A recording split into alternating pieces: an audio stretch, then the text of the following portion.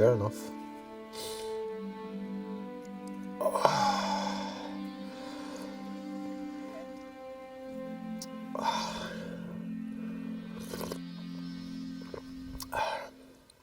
Cheers, Tony. What did you drink?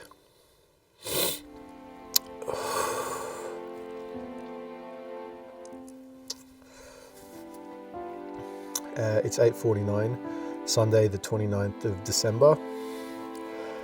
And I'm kind of wondering... Well, first, made myself a lovely cup of tea.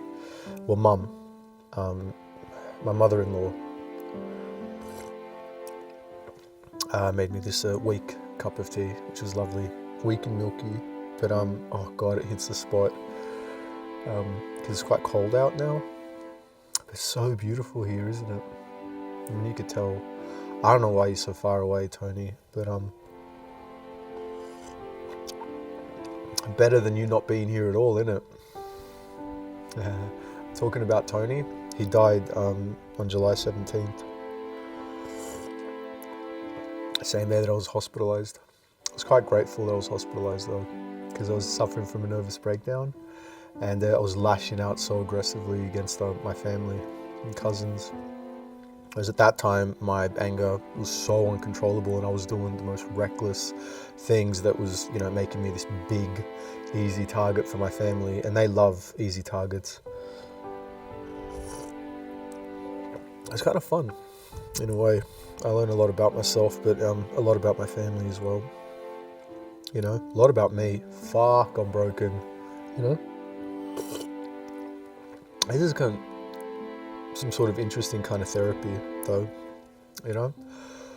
Where I don't know what it is. It just makes me feel better. I got a lot of emotions that I have to sort of deal with and process, and just speaking to you guys somehow helps, allows me to sort of process stuff, and I kind of thrive on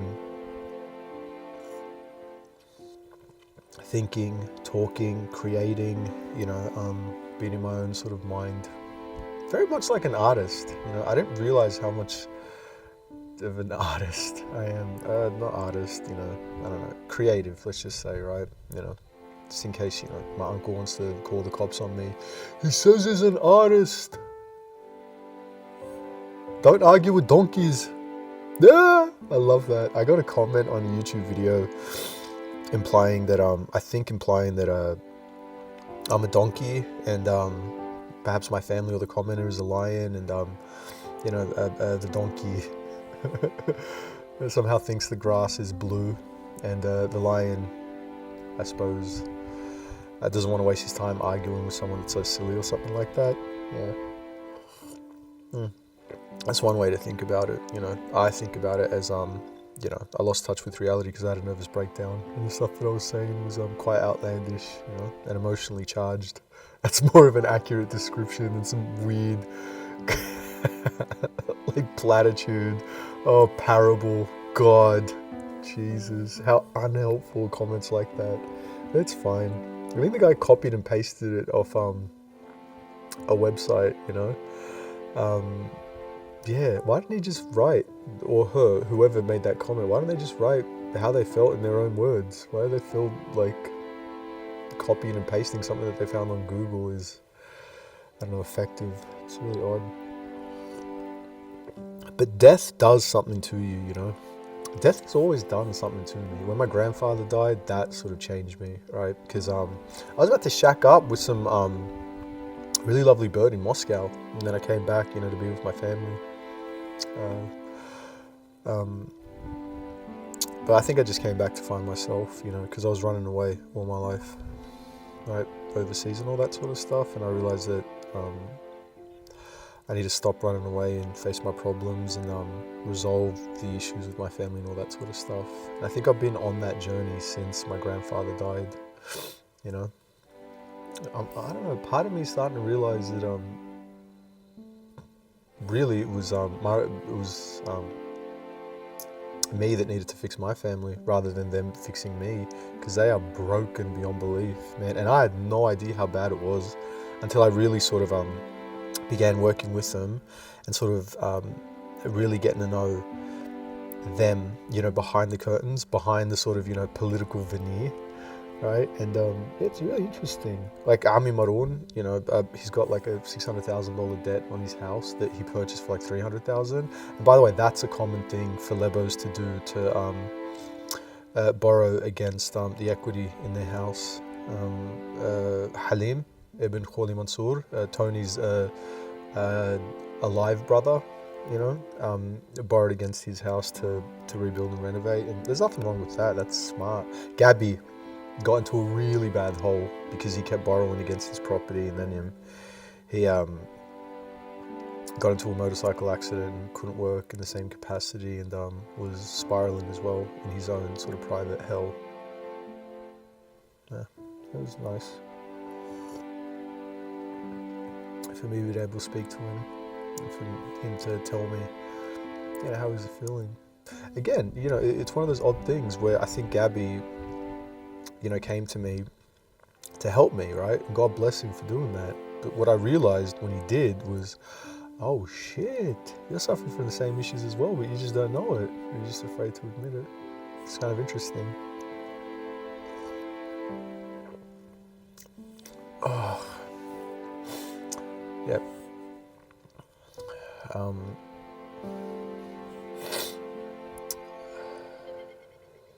I realized that Majid was, behind the veneer of, his the kind of person he was. My first cousin was, when I began hanging out with him and working with him, I realized that he's quite bad with money. He's got like a really bad, reckless, destructive cocaine habit.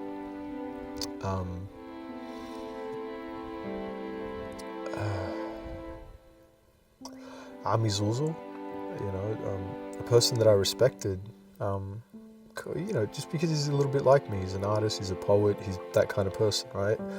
But dude, what he did to his family in France is disgusting, in my opinion. Rather his wife in France. So, Ami Zuzu, I'm actually beginning to realize is a bit of a scab, but more than that, he's a spoilt child that was spoilt by his father, my grandfather. And when he left to go to France with his wife, he was struggling because he didn't have the support of his brothers and family. He had to go out on his own with his wife. And his wife is... I can't say nicer things about her. She is amazing. She is superwoman.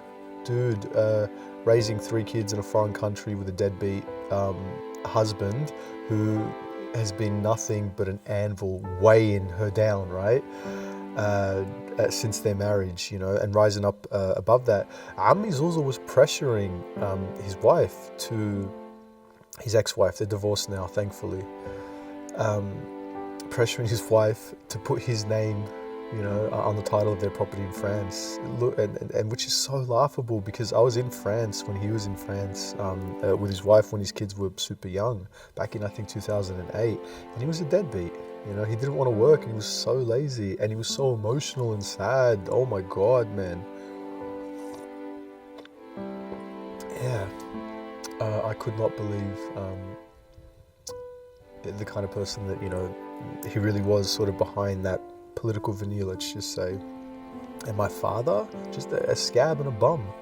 He doesn't make money, he just pressures other people to give him money, right? Based on lies and manipulation tactics, right? He got Nana to give Saeed $100,000 so they can buy out Sharm el-Jaja, so another family member that they own the farmhouse in Mudgee, right? Because my father doesn't really give money to people. It's just, he only gives it to himself, or he only sort of invests in, bad business deals like cocaine deals, with the risk of him going to jail for the, 7th time.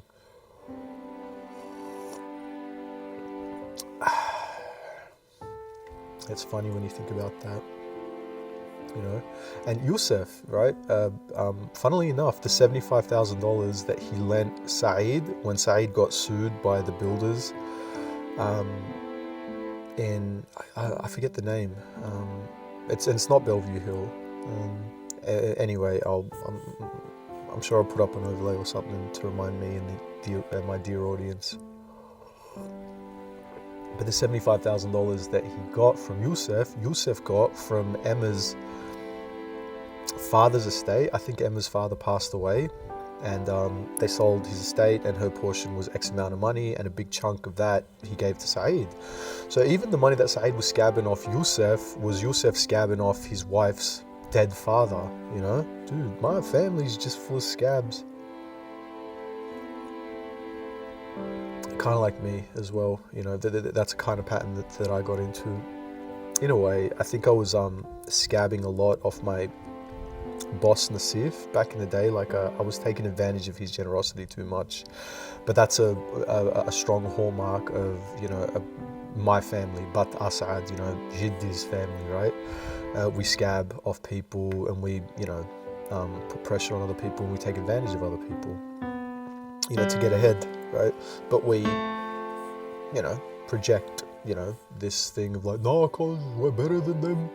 No, he needs to give me money. He's a piece of crap, and I'm God. Ugh, it's funny.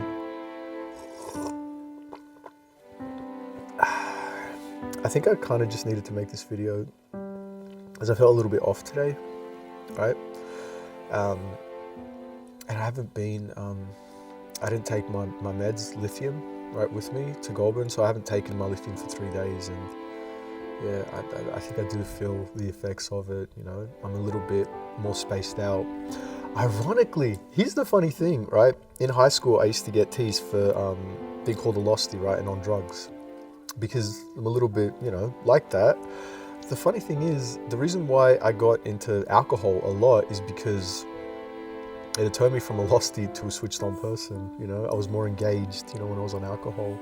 So in hindsight, I'm realizing, you know, how strong the impact of alcohol was on me, and just substances in general, drugs in general, were on me. And the interesting thing is, if I was to have smoked cannabis, right, when I was feeling sort of spaced out, it'd bring me back, right? It'd normalize me. Excuse me. Yeah. You know, so I really do value the medicinal benefits of cannabis, but I am very, very, very well aware of the side effects and the negative impact as well, and how that, you know, contributes to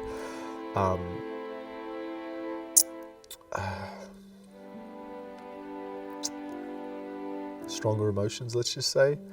You know, I think I'm more susceptible to anger, but also sadness. You know, I cry a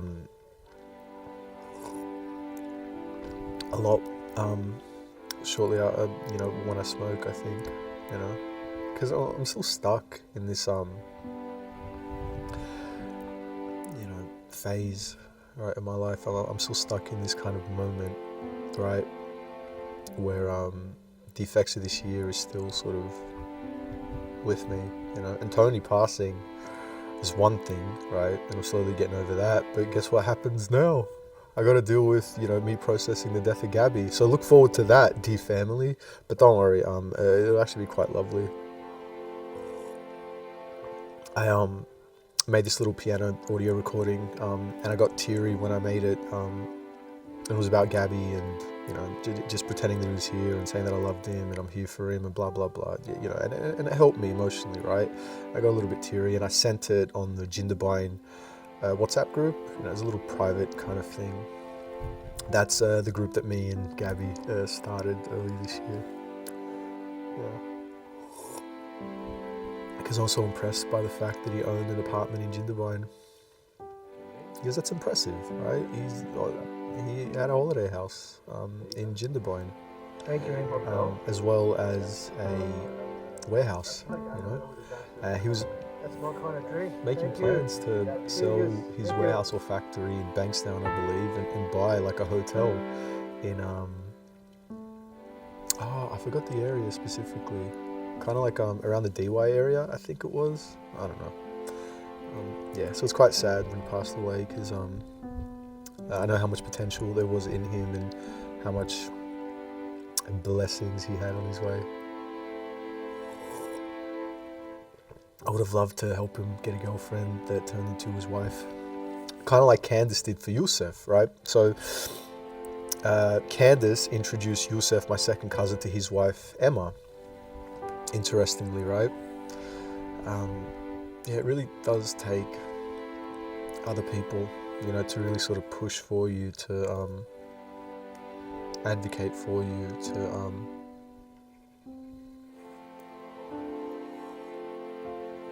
encourage you. And I think Candace may have been the one that encouraged the relationship, or the blossoming, you know, the blooming of the relationship between Yusuf and Emma, right? And I don't think I really sort of realized that, or Yusuf did.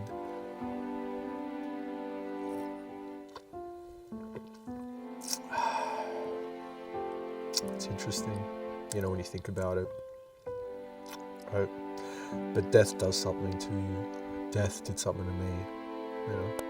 When my grandmother died, I mean, I wasn't feeling anything at that point. It was just alcohol and misery, and then work, right?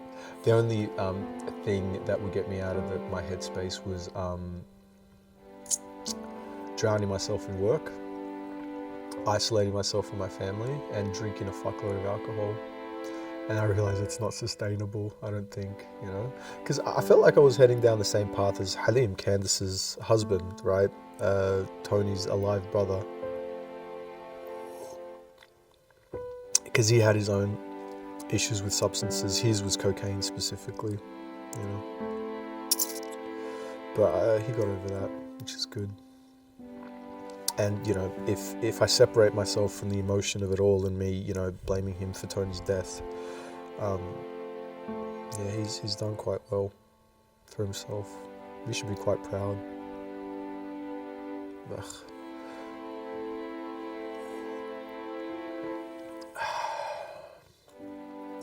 I think I mostly blame myself for Tony's death.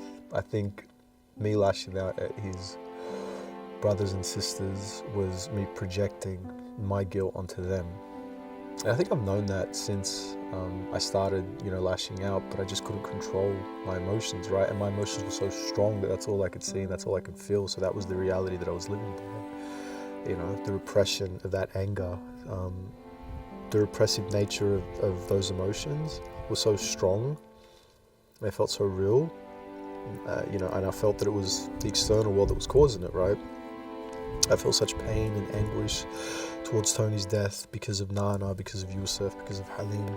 You know, really all it was just me being angry because I lost a friend.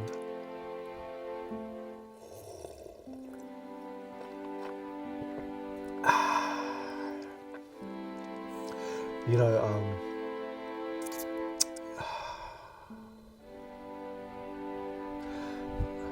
I want to be delicate with this, right?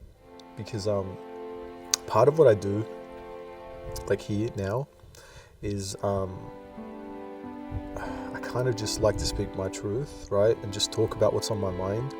And I love playing back, you know, what I said, and, you know, like really sort of getting to grips with where my mind's at, where my heart's at, and all that sort of stuff, right? Because I don't plan what I say. It's all sort of off the cuff, and I like what I come up with a lot of the times, right? It's just my little sort of corner of truth, right? It's just me.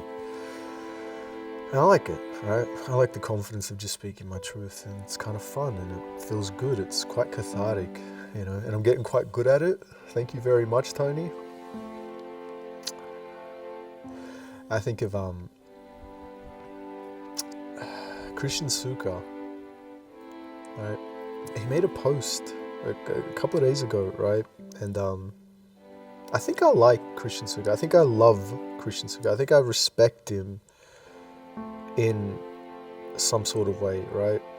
And by the way, this is so inappropriate. This is so, I forgot what the word is, but basically like, I haven't spoken to him in years, right? And I've just sort of seen him from far away, right? It's kind of pathetic if you think about it, right? But still, you know, like when you go through social media, you see posts and you know, the stuff that people say, the photos that people post, they affect you in a particular way.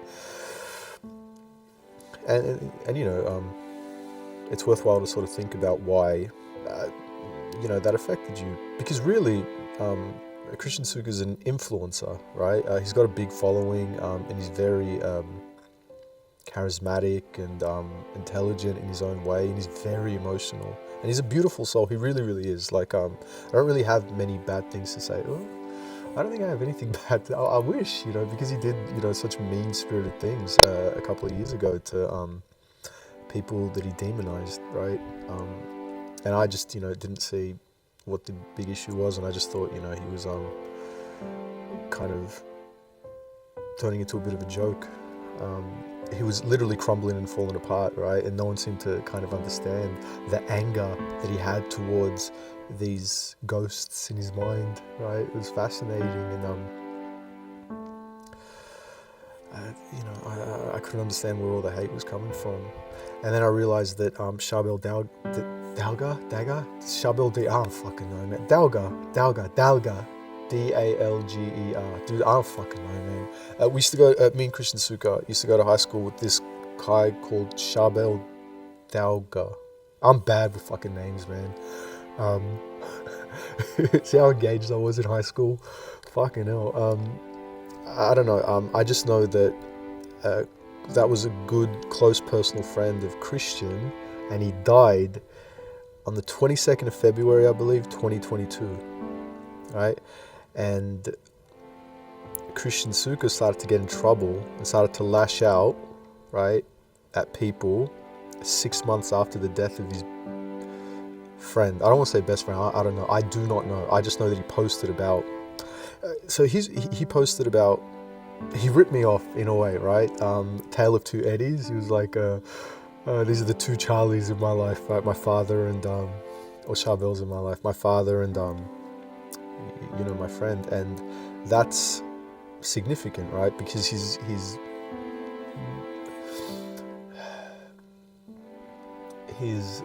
proclaiming, that he has as much emotional attachment to the death of his dear friend as he does his father, right? And that's a significant sort of, claim, right? So it must have really did a number on him when he passed away, right? How could it not? Right? And then as Lebs, right, we don't know how to process emotions, right? And, we're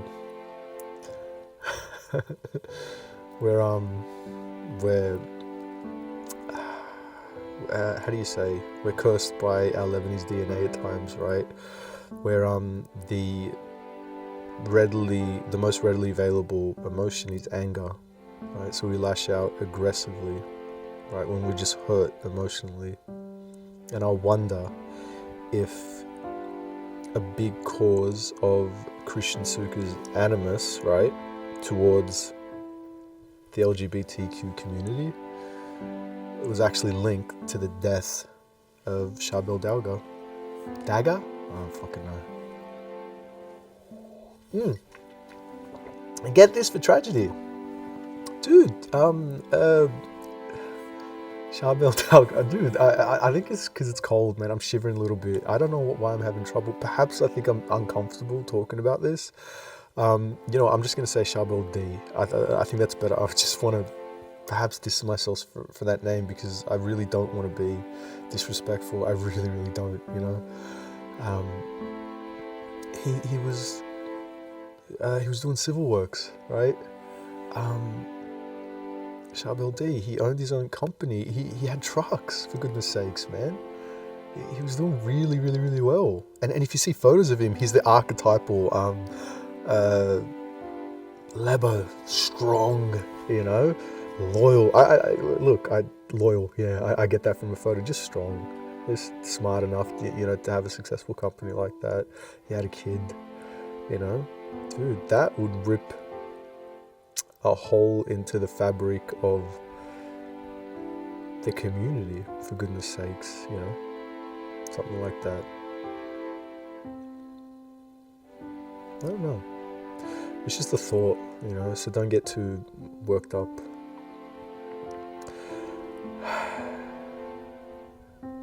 Yeah.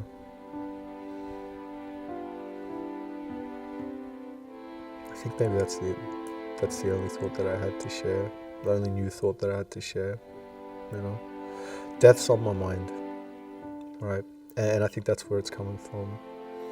And I think it's good and okay to talk about this sort of stuff, to demystify death, right? Not to normalize it, man, but to, bring death out into the light, right? And just talk about how the impact of tragic deaths have on people, in an attempt to try to avoid it or reduce it, right? Dude, this year I had to deal with 2. And they were so close to me. Tony, it was bad enough. And then Gabbie, the guy that I'm talking to daily, that's helping me process all this sort of stuff, man. That doesn't understand what I'm going through, but like is willing to sort of give me the benefit of the doubt and help me and speak to me and try to understand and appreciate me. Dies. Suddenly. What do you do? I don't know. You go on, right? But if you go on and you don't process it and you just ignore it and you just pretend, you make it this sort of stoic thing, right? It comes out, man. It just it does. It's like a pressure.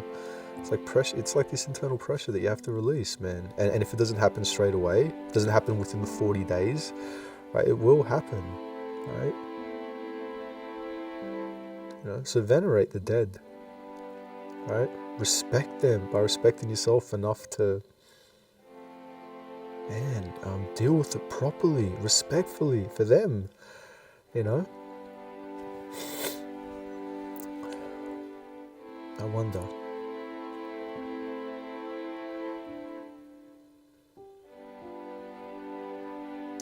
I finished my tea and it got quite cold.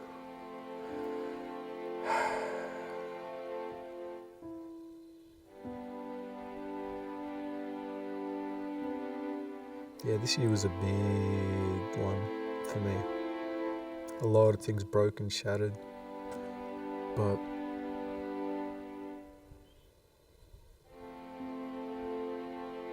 so be it, right? I feel like everything that happened this year happened for a reason, and it's almost sort of like this house, burned down, destroyed, right? Left in the dust and in the ashes, right? But from the ashes, you rise again, better and stronger than before. So this house, to me, contains this sort of important metaphor and this important symbol for me.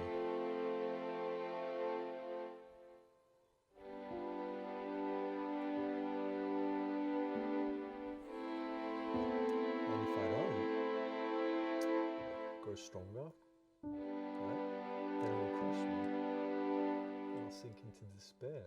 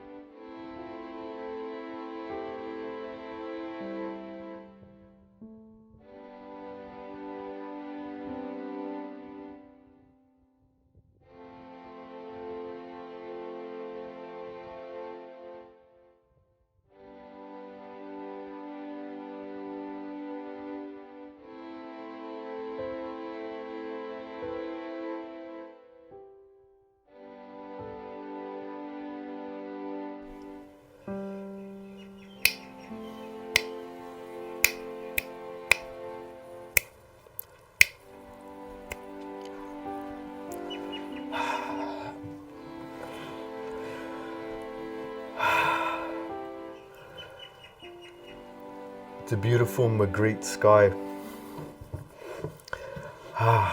Sound went out. Sorry about that.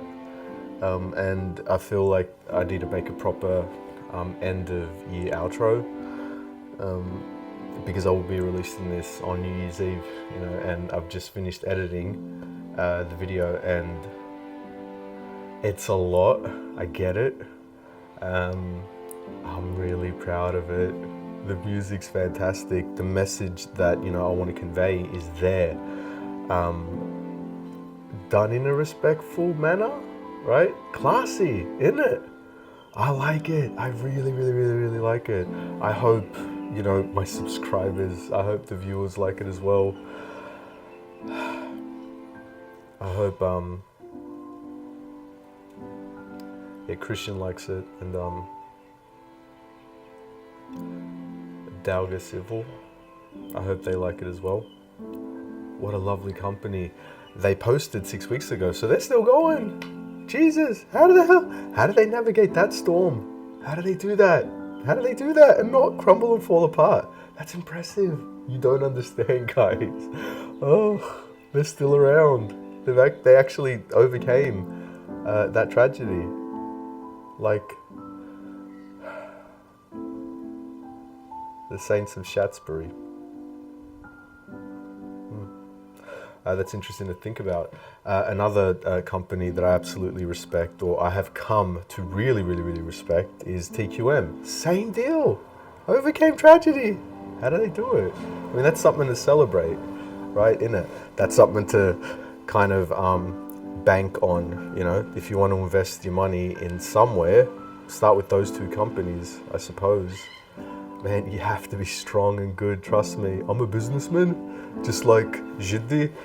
I got an instinct for good businesses, man. It's making me giddy, to think about that. So I suppose that's a good start for the outro then, That's a nice little palate cleanser, innit, right? We're back down to earth.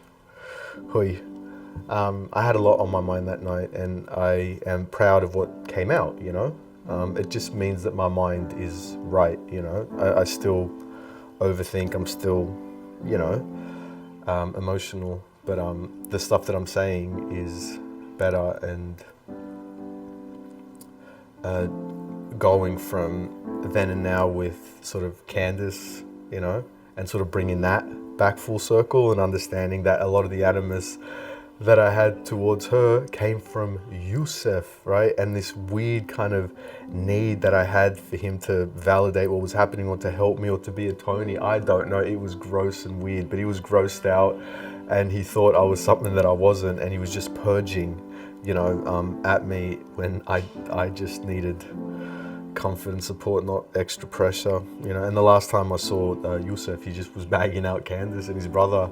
It's like, I get it, I'm angry at them too, but I need to be, calmed down, not affirmed. You silly, silly little boy, for goodness sakes. Yeah, I'm happy with where everything sort of is feeling with me in my mind, right? And one hallmark was that I'm able to use photos of Tony. Now, I feel comfortable enough with what I'm doing, and my feelings towards sort of Tony, have kind of converged, right? I'm in a more comfortable place to showcase that, and I don't feel so strongly about, him passing that, like, even seeing his photo would make me crumble and fall apart. I'm able to use his image tastefully, right, to convey a particular message about the emotional impact that him passing away had on me, and how, tragic deaths, do affect other people,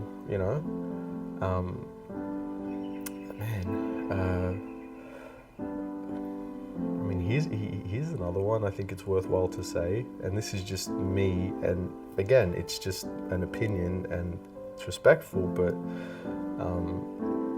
a lot of the despair that Lulu felt, let's just say I have a cousin called Lulu, right, was amplified after his mother passed, right?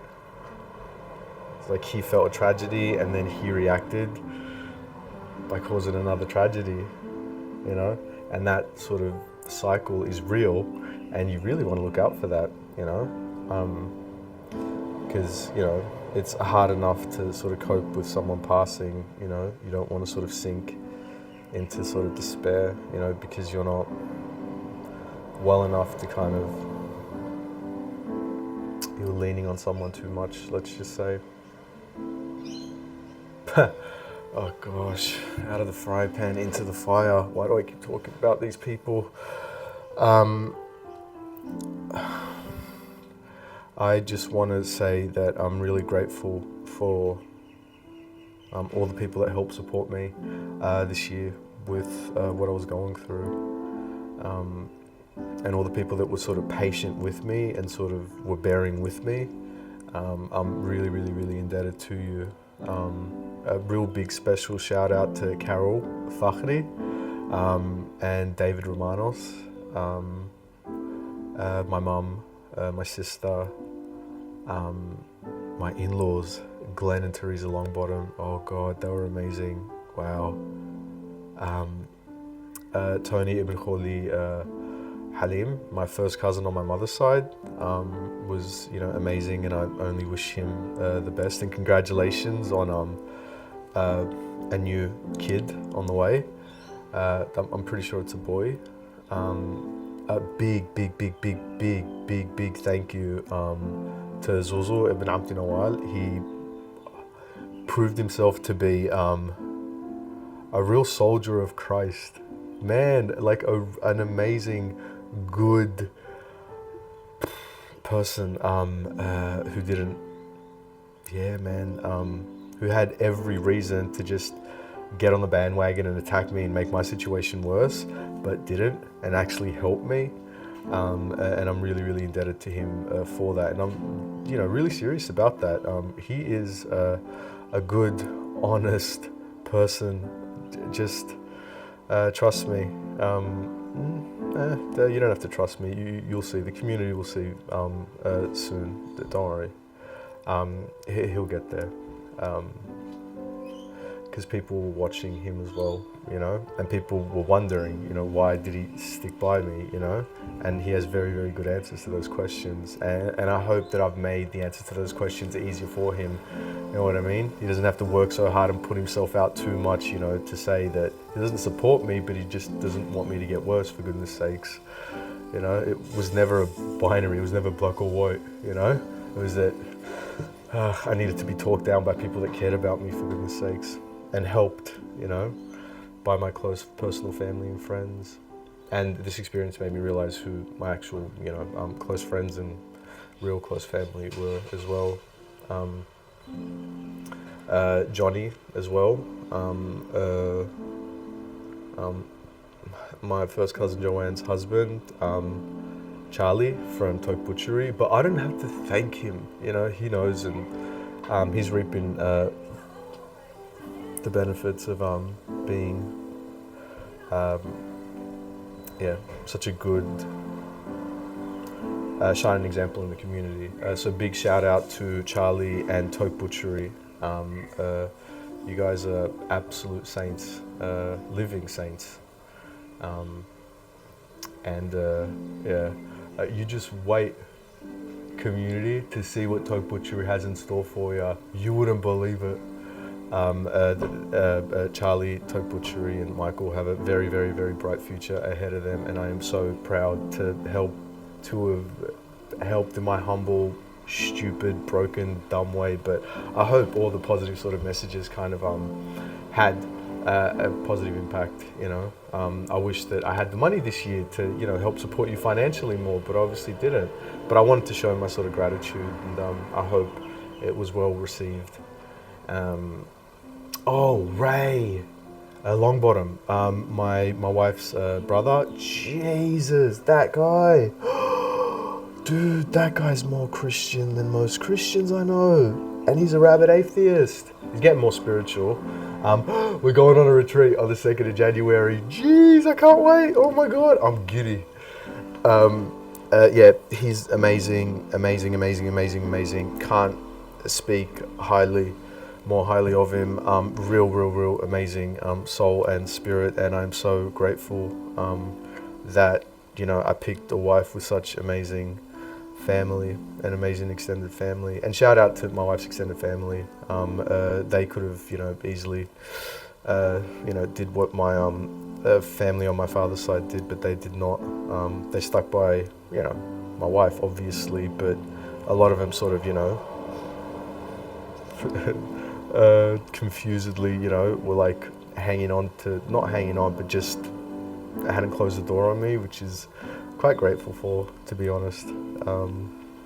And big shout out to my mum and sister, obviously.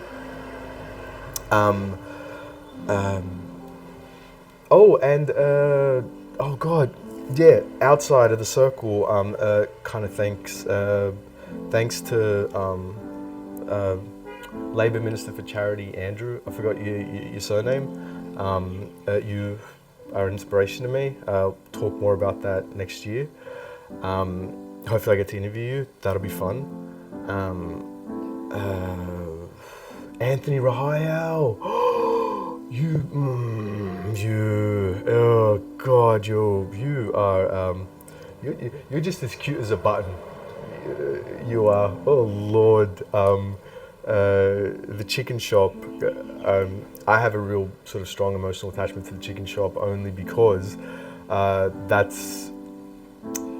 Gabbie was so eager to show me that, which I realized at the time was Gabbie kind of like gesturing to me that he sort of like, he thinks that, some parts of what I'm doing is sort of cool or interesting, because I'd made those, the episode about Christian Lives Matter or Stand for Truth, and you were in that.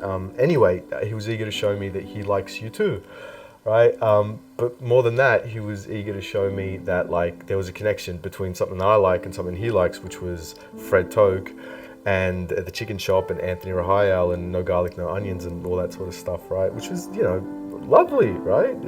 It's lovely. And I'm like, oh, that is so sweet. And that's so cool. This guy that I was just talking about did an episode about our cousin in California. That cousin in California is someone that Gabbie, loves, and he was eager to tell me that he visited him in California and he was smoking blunts with him and his wife. Shut up, Andrew, you shouldn't say that.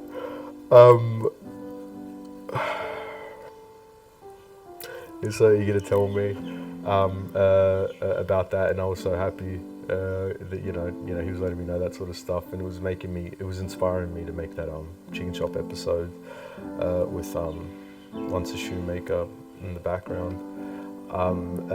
That song is such a strong emotional resonance with me that I tend to cry when we get to the I think the cello or the double bass part of Once a Shoemaker. Doom, doom, doom, doom, doom, doom, doom, doom.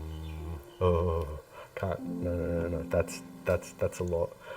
Because it was something so special and so personal and so sentimental, and so cringy, right, that I was making at the time, because it was important for me to make that sort of stuff at the time for Gabbie, for, as a sort of little arts and crafts sort of thing that I was happy to share with people. Anyway, I don't know exactly why I made it. I just know that making it made me feel a lot better, and I was happy that I made something that made Gabbie happy and made Fred Toke from the chicken shop happy. Big shout out to Fred Toke from the chicken shop as well. And Charlie Bachoth, you schmuck, from Stand for Truth, Little T Truth. But he's getting so much better, and look forward to more Stand for Truth commentary episodes, dear audience. I'm really, really, really loving the messaging now, and I sense some growth, and he's getting so many sponsorships now, which is fantastic. Next sponsorship will obviously be Dalger Civil, because that has to happen, because if it doesn't, then our ancestors will cry. I like just putting things out there to see if it actually sort of like has any traction in the real world. It's not a bad idea, for goodness sakes, right? And there's this beautiful, rich sort of story that's attached to it, right? but yeah, auto butchery. I'd love that. I'd love a company that I've gestured to or mentioned in any one of my episodes to sponsor Stand for Truth, right? I adore that. What do you rate cameraman? Because I just have a feel that the cameraman does everything, and Charlie's just a talking head. The amazing salesman, right? Charismatic, curious salesman, good-hearted, good-natured, Christian, soldier of Christ, right?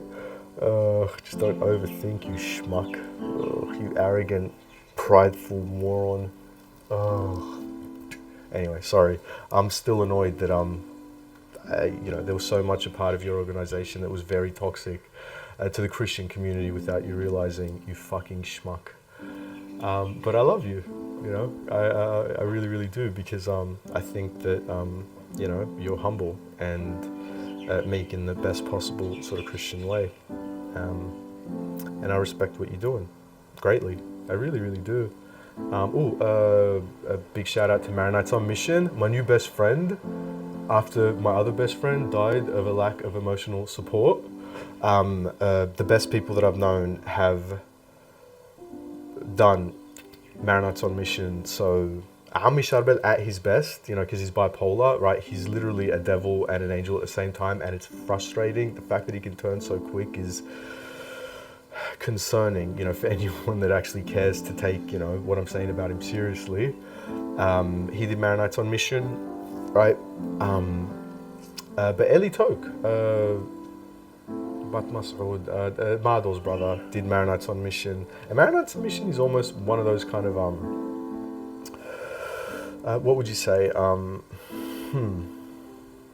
forgot the word, but almost like you have to pass through there if you are really sort of that high up in the community. It's kind of like a good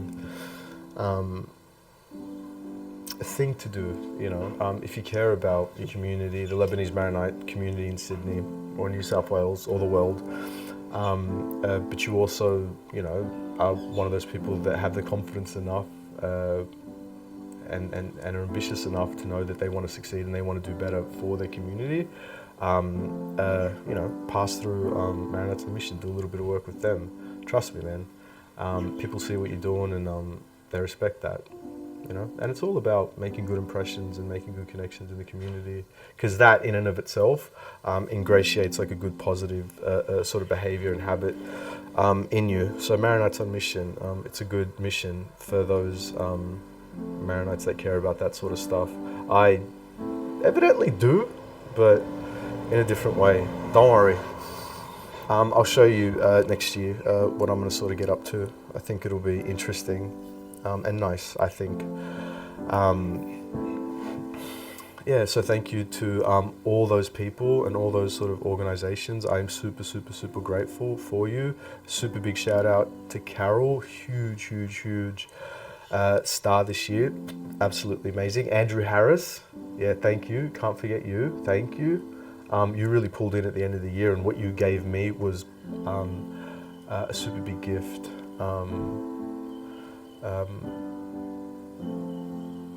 And Jody, hopefully I can get Tom Savini's interview next year, because that'll be a huge get for the channel.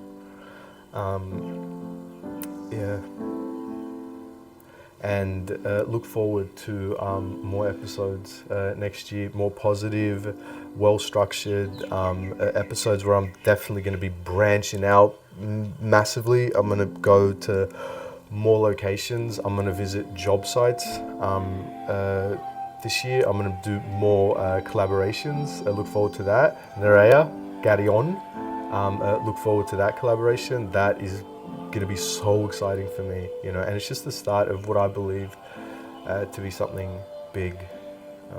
So please keep watching in the new year, and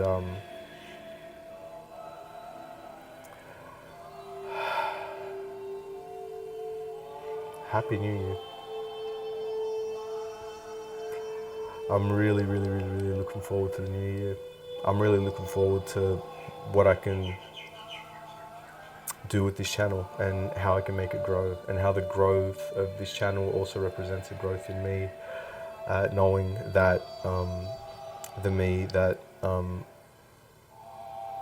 looking to grow is the best version of me. And the first and most important thing in my life moving forward is my family, my wife and my 4 kids. They're central to me. But the only way that I can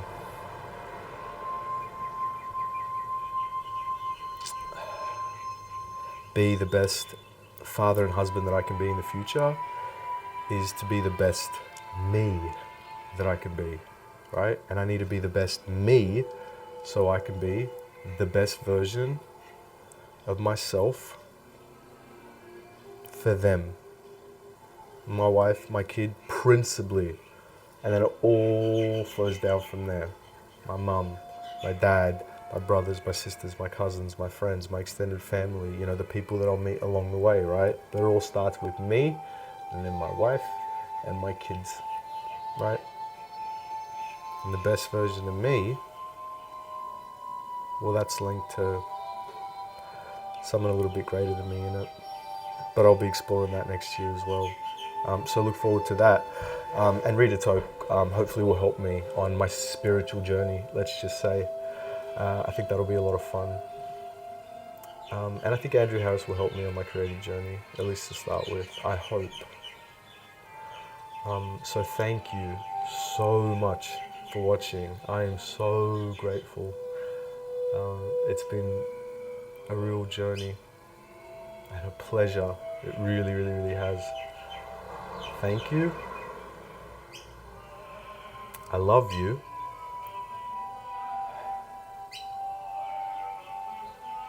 Let's smash it out for 2025, eh?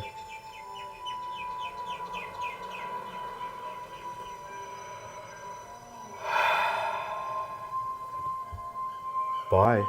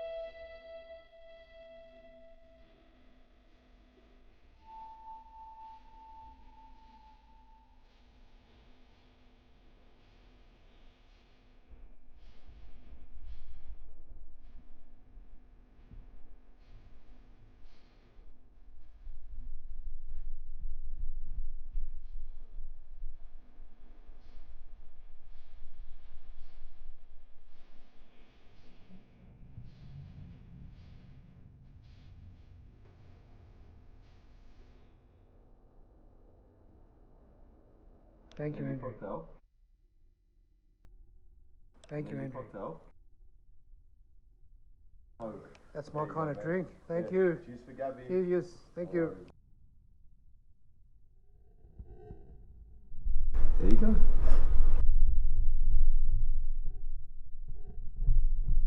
Thank you, Andrew. Cocktail. All right, that's